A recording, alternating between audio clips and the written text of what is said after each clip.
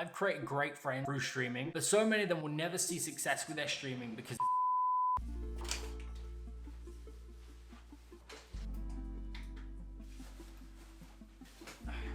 What's up? Today we have a sit down, more vloggy style video because I want to talk about streaming. Around the idea that if you really want to make it as a streamer this year, then you should probably stop streaming. So recently I made the decision to stop streaming, or at least cut down my stream time, because I realized I wasn't doing the fundamental things that helped me grow as a streamer in the first place. And these fundamental things are things that I feel like most streamers don't understand, or at least aren't doing. So today we have a more vloggy, talkative video, sit down to try and explain it. And that's probably why I'll title the video, "Don't try to become a streamer until you watch this video." Or something along these lines.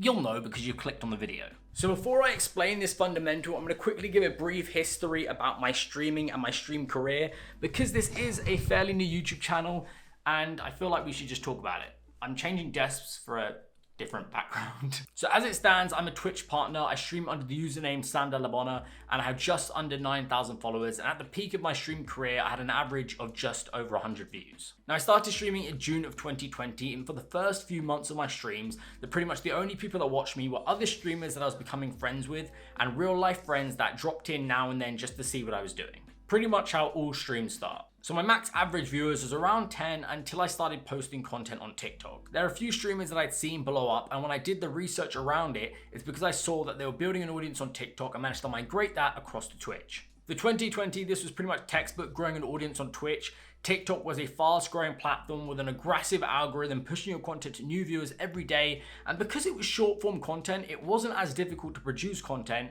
in comparison to YouTube. So naturally I followed suit and tried to copy that. And straight away I saw some success. I was creating content on Warzone, streaming and tech, and I managed to grow my stream organically to around a viewer average of 40 to 50 people. And considering my average viewers was like 10 and I managed to get up to 50 in a couple months, I thought that was pretty good. I was creating content that I thought provided some value, trying to build up an audience and hoping a small percentage of people that like that content would want to come across to Twitch and watch me there. That isn't a guarantee in any means. It is very different for different types of content, different types of people, but I was just hedging my bets and hoping that a small percentage of people that liked my content on TikTok would come across and watch me on Twitch. And as I said, it helped me get from around 10 average viewers to 40 to 50. Now following that, how did I take it from a 50 average viewer to a 100 plus average viewer and become a Twitch partner? Well, I started doing custom games. Before you develop an opinion on me for doing custom games, let me explain myself, because I feel like there's a common misconception around custom games and viewer games in the Twitch community. So there's an understanding in the Twitch community, no matter what game that you're playing, that if you do custom games or if you do viewer games,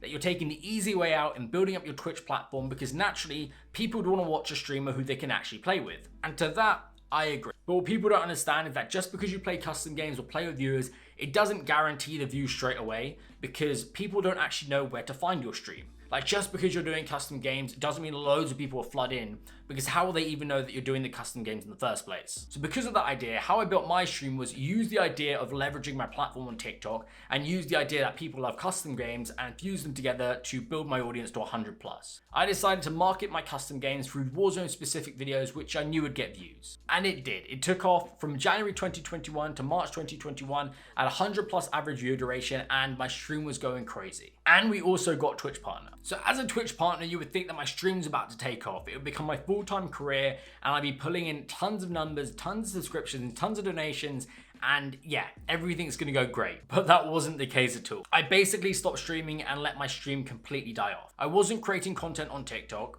I moved to this new flat, which took up loads of my free time. I generally wasn't enjoying Warzone. I definitely wasn't enjoying custom games.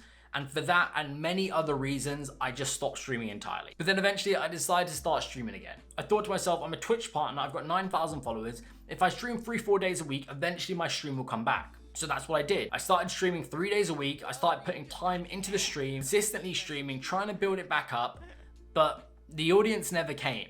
It's not because I was a worse streamer than I was before or worse at the game that I was playing. It's because when I think back to the fundamentals of what helped me grow my Twitch in the first place, I wasn't doing any of that. I wasn't consistently creating content on TikTok, and that content wasn't targeted to promote my Twitch. And so, naturally, even though I was streaming again, even though I'd done that work in the first place, none of it was helping, none of it mattered. My stream was just not going anywhere. Even though I was putting time into stream and I was enjoying those hours, the average viewers weren't going up and the follower count wasn't going up either. The marketing of my Twitch channel just wasn't there. And so now with that wishy-washy story about my stream career, I want to get to the main point that if you want to grow as a streamer, the answer isn't to stream, it's to create content to grow your stream. If you really want to make it as a streamer, the answer isn't streaming more hours with little growth. It's about thinking of different ways of how you can market yourself and your stream better so that with each stream you see improvement. As this is a sit down talking video, I haven't watched back the footage and I don't know if my story about streaming was coherent. So how about I give you an analogy instead? Think of your stream as a movie. Movies have trailers on TV and all across social media. They have posters stuck up on billboards and all around major cities. They have ads that play on the radio. The cast of the movies do interviews all around the world on different talk shows, in different countries, pretty much everywhere they possibly can. There are just so many different places where you hear and see about the movie before it's even released. Where is that for your stream? How badly would a movie do if there was no promo for it? Imagine no one goes to see a film in cinemas. The next time that production company makes another movie, they're not going to say to themselves, oh, let's just show it more times in the cinema. They're going to be thinking about how they can market that film differently to the previous before it's actually released. How can you expect people to turn up and watch you stream if they don't even know you exist? How can you expect people to want to watch your stream if they haven't had a taste for you or a teaser of you somewhere else on the internet? Now, I love streaming. I love the live interaction of being able to communicate with the community, being bantered about being terrible at games, being able to talk about current events, being able to talk about football, being able to talk about your similar interests with the people that want to watch you.